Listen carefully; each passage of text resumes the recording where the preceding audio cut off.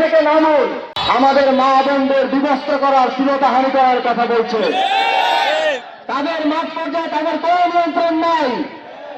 তাদের মাঠ পর্যায়ে উশৃঙ্খল সন্ত্রাসী নেতা কর্মীরা জায়গায় জায়গায় আমাদের প্রার্থীদের উপর হামলা করছে।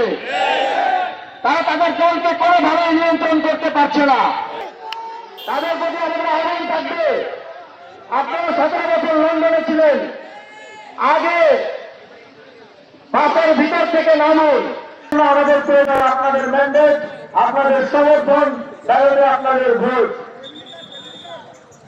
সংগ্রামী বন্ধুগণ, ইতিমধ্যে জাতীয় নাগরিক পার্টি কি করতে পারে তার একটা ডেমো আপনারা দেবিদ্বার প্রমাণ করে দিয়েছেন।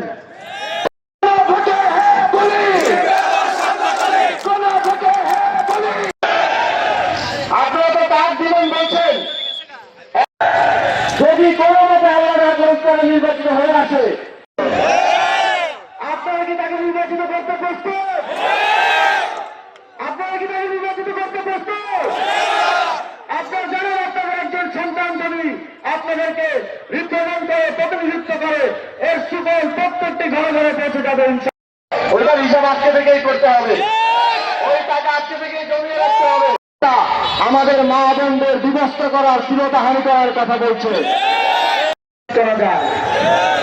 আমরা তরুণদেরকে আপনারা জুলাই গণঅভ্যুত্থানে জীবন দিয়েছেন, তাদেরকে তাহলে আবারও আমাদের কুমিল্লার বঞ্চিত জনগণ আবারও বঞ্চনার শিকার হবে।